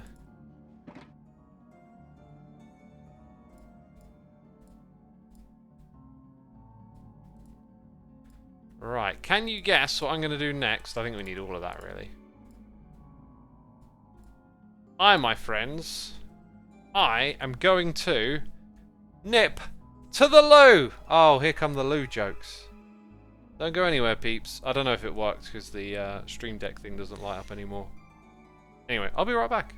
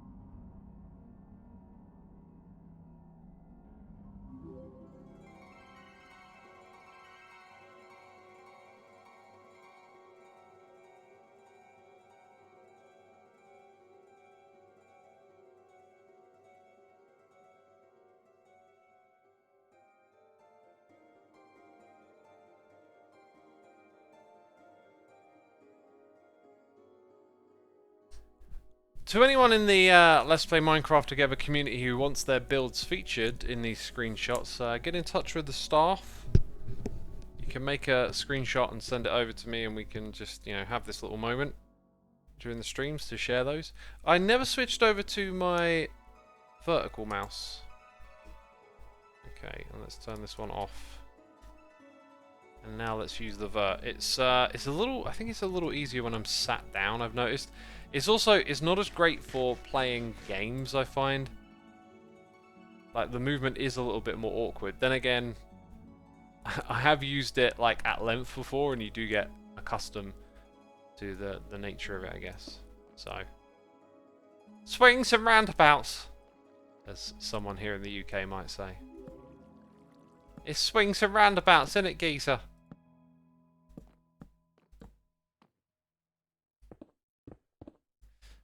So now you can start to see exactly where we need to tear this stuff down.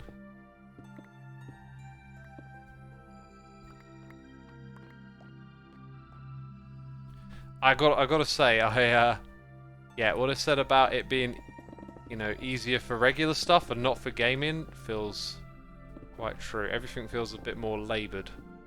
Move around and aim now I'm using this mouse.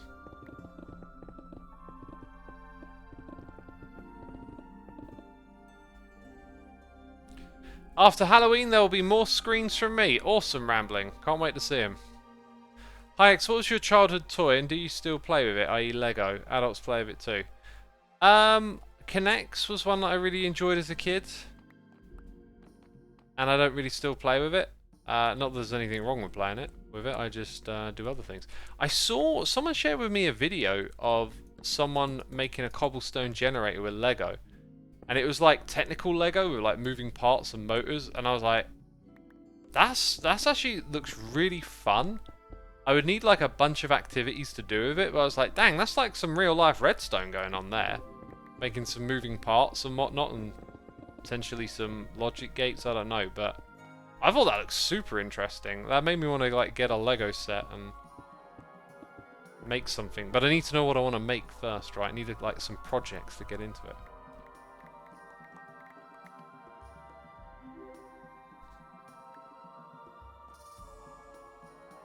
There are amazing technical Lego videos on YouTube, says Ardenese. Feel free to share some of them with me on Twitter. Yeah, that could be a thing I could get into. Like, I wouldn't mind seeing some of that. I imagine there's a lot you could do with it. Also, maybe like really practical things, because it has some like IRL applications, right? You know? Could potentially make things that are just like useful in your day-to-day. I really like the idea of that. Like a bit of like a handyman type thing. If you know what you're doing, of course.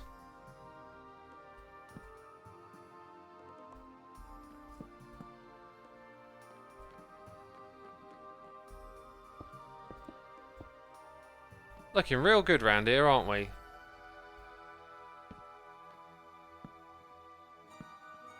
That's the way I think it should line up there.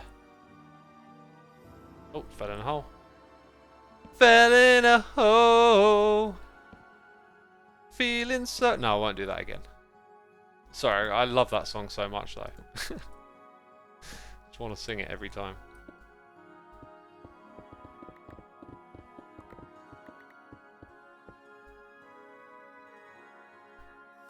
Lego engineers, redstone engineers, professional engineers. Scruffy McMahon says dinosaurs, petroleum, plastics, Lego, dinosaurs. Yeah, I see what you're getting at. Just takes a few million years.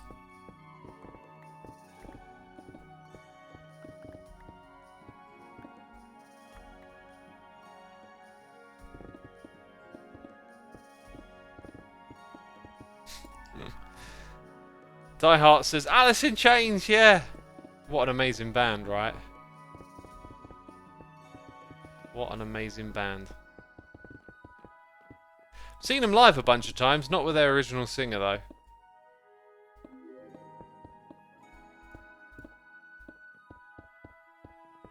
It's funny actually, the way I got into Alice in Chains was basically through their later stuff. Like everyone knows Them Bones and whatnot, but I think, if I remember it correctly, it was like, I didn't really know their stuff that well, and they just sort of came back and toured, and so I started listening to like their new records that they put out. And then I like investigated some of their old stuff, pretty cool. And then it wasn't until like my music blog that I went and like really got into some of the older records and whatnot. So I sort of found them through their like second wind, I guess, with the new singer. More the original stuff. Mihoro says, are we having a debate on this really? We're having a debate on what? What are we debating? I thought I was just waffling on about Alice in Chains.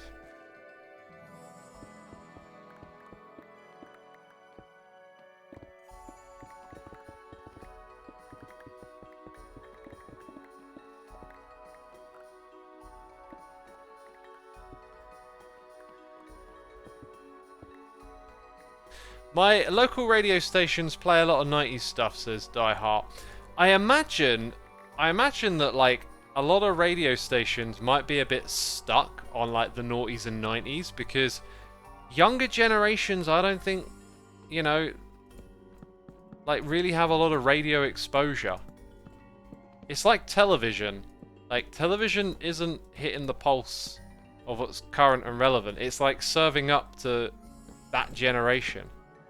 Radio, I imagine, probably does something similar now, like serves a similar purpose. Right? Also, because modern music is trash as a thingy, I got no, no energy for those sorts of comments. Music today is fantastic. You can find loads of cool stuff going on. If that music is in a really good place, I think. Like most things in the world, like we talk about, you know, how things have gotten better over time. So has music, like the availability, the access, the creativity, the tools to make it, the diversity that's available. There is so much more music going on than ever, and it's really a great time to be able to listen to music. I mean, you can just go on like Spotify and do a search and hear whatever that thing someone was just talking about, right? Whereas used to be a lot more work to get your hands on records years and years ago. It's in a great state.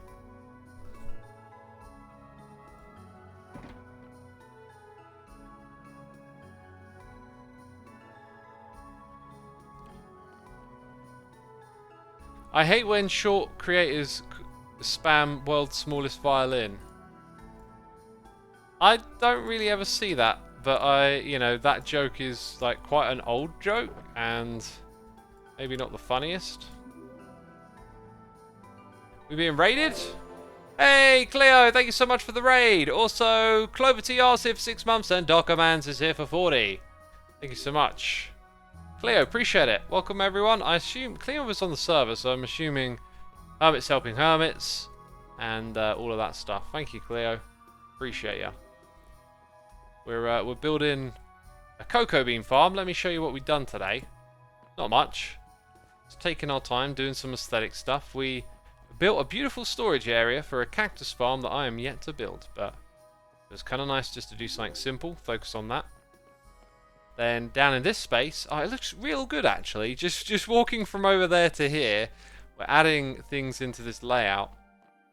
I did remark that I wanted to get away from this look in these new areas, but I think we get away with it here because we've got 2 corridors that are going to go off into a new space. This is more of a part of the current space, so I'm gonna give myself a pass there. That's okay.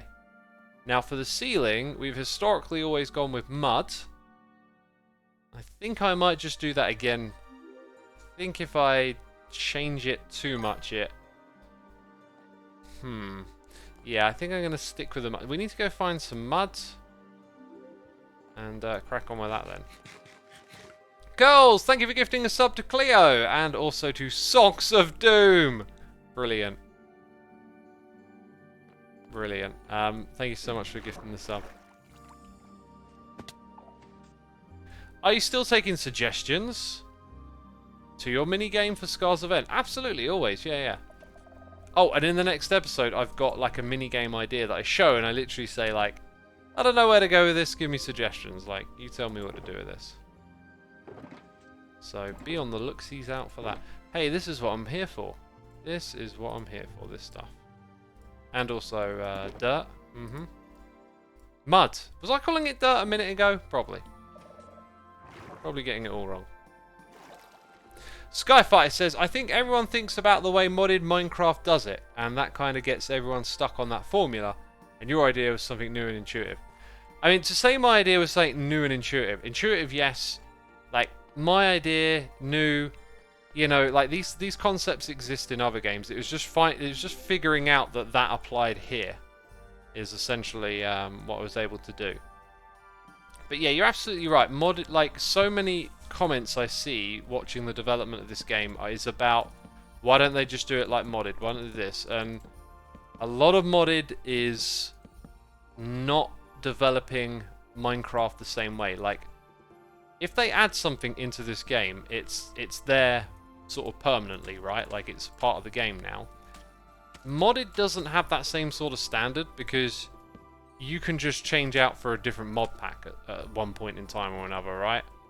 So, modded is treated very differently, and to compare them in that light doesn't really do a lot. Which my modded coders versus Java devs video essentially covers that a lot. That was pretty much what that video is about, right? X, what happened to your Elytra tunnel? Will that be part of the minigames? Nah, that won't be done in time. It's something I might get back to or I might not. It really is just like a total grind. And I just haven't felt like doing it for a while because there's quite a big ways to go between different areas of that. And who knows? Maybe by the end of the season I'll get back around to it, but as of right now, I've been very much just focused on doing whatever feels fun. And that's been trying to hang out with the other hermits more in my videos and stuff. And it's also been doing advancements has been really fun. And then working on this, like this was never part of the plan, what we were doing right here. It was always, you know, mega base, giant rib cage. And then I was just like, this isn't working. I need a new way to play this game. And this ain't it. And I think I made the right decision just to change gears on that one, really. Been very much enjoying what we've been doing since that change.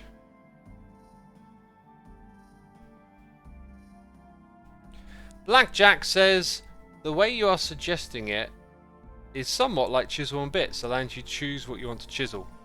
I think you've misunderstood. It is not like Chisel and Bits. If you haven't seen the follow-up video, you might be missing out on what we're talking about. One of my original suggestions was transmutation of blocks, which would be like Chisel and Bits to some extent. What I'm suggesting now is that you have this new weapon wheel GUI, and it allows you to press a button, bring up the interface, and it will lock the mouse movement so you can instantly just go to your selection, which is something you can memorize. So you'll memorize the position of slabs and stairs and be able to quickly switch from one to the other, right? So a very quick way to swap out materials that you've already crafted, not new shapes or new designs, just things that you have. And things that you may not even have in your inventory, just in a shulker box that's in your inventory, right? And that's just a ton less swapping in and out. That saves you time and energy, and can potentially keep you more organized as well. If it doesn't, it might even make less of a mess in your inventory, you know? Anyway, I was stoked with that video, like, just to see that people got it the way I think it will work, so. Who knows? It, like, of all the ideas that get shared and could be in the game, I'd love to see it. I can't help but feel, I don't know, that it's really unlikely. But I've put it out there, and it's a really elegant solution. And, you know, I know Mojang like to do things themselves, but, like, they can take the idea. I don't need any credit. You know, nothing like that. It's just there now. It's for them to pick up if they want it. They don't, fine.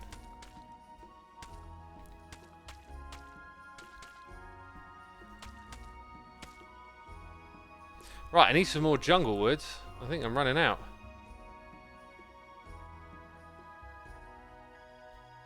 What about blocks that are more than 8 options like concrete or wall? So you have variants, and there aren't more than 8 variants, right? Well, actually, no, sorry, there might be, because there's like trapdoors and signs and stuff, but you know, this is stuff you can figure out. You could also perhaps expand the size of it so that it's more like you could have 2 on left, 2 on right, 2 top, 2 bottom, and then like 4 in the corners. So you could add an extra 4 options. Like, it can be done. It can be made to accommodate the many blocks. It's when you have non-variant links like color that it might, you know, but then you don't have to even implement that, right? Like if you've got it just for slabs and stairs and stuff, that's an immensely helpful thing already. Plateau Verta Nicto, thank you for 2 months of support, my dude. Appreciate it. I mean the interaction, i.e. click a button that pops up a menu which allows you to select. I mean, unless you mean like Chisel and Bits as in Chisel and Bits as an interface, then yeah, maybe. But I'm not really sure I'm following your train of thought, I guess. Like, the way I see it, it's not like chisel and bits, because you're not chiseling blocks, you're not changing their shape. You're just moving things around very easily from one part of your inventory to another. This room definitely got some good vibes, doesn't it?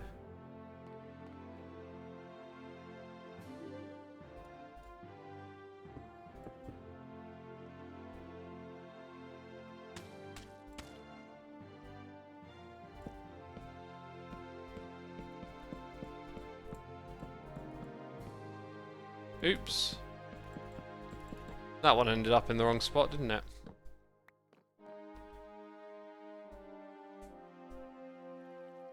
Well, I don't like using this vertical mouse when I'm standing. I seem to remember that it's better for sitting. I'm going to swap back to the other one.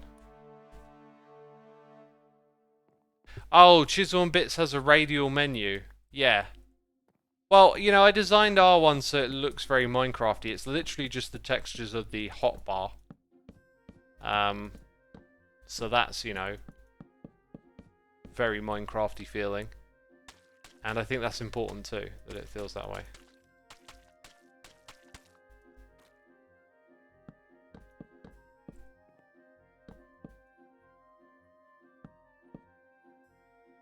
Oh, I see what's happened here. I just never finished clearing out that corner.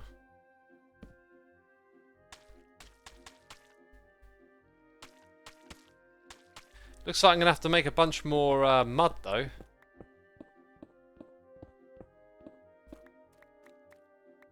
And I might end up locking myself in this roof if I'm not careful. This roof.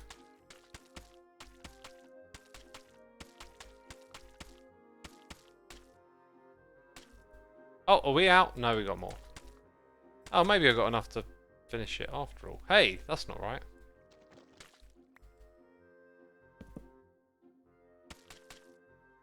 Oh, now I'm all out of the jungle wood, that's for sure. Oh, there you go, that bit's done. This stuff could do with a bit of that, really, couldn't it? But that's not what I need to do right now. I've got something else I need to take care of. Right, let's get these things tidied up.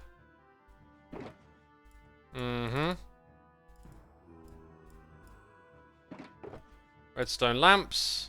I believe that's all of the redstone bits. And all of the lamps.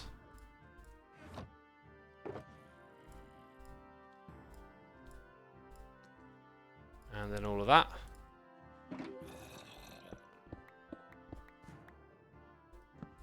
It's going to be a well-tidied inventory right here. I feel like I'm missing a shulker box now. Like, shouldn't there be one there? Right, so I need to fetch some dark oak and whatnot. That's going to look fine when that's done. There's a bunch of cocoa beans in there. That's terrific. X, what do you think of the very slightly lowered hitbox of mud than a full block? Personally, I think it's a nice little added detail. Yeah, I really like it when they do things like that. Like, if you're going to add something to the game, always find like a little edge that you could give it that just makes it slightly different. And then it'll find interesting ways to be useful.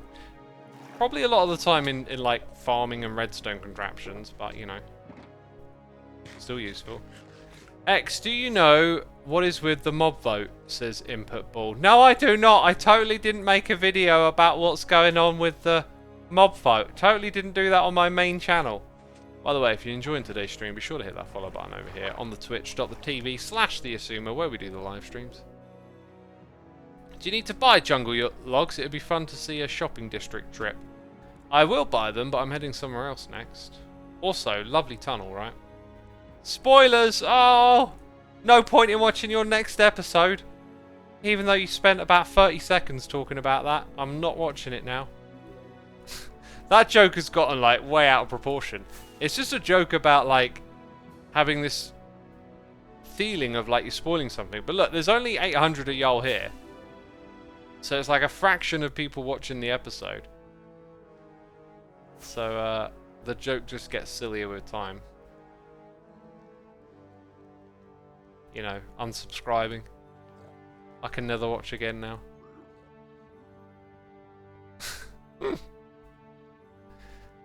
Zerafire, just be yourself.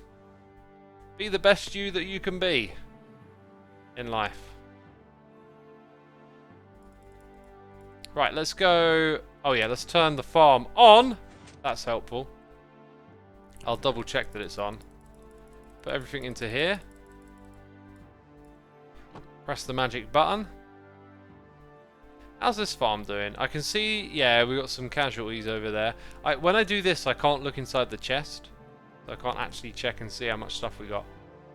This was recently emptied out, so that's okay. And the farm is running terrific. My friends, I'm going to have to leave you right here. It's the end of the live stream.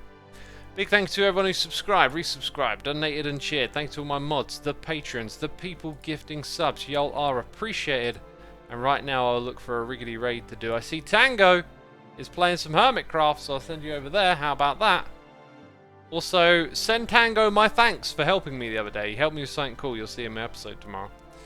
Anyway, that's it. Take care, everyone. Bye-bye.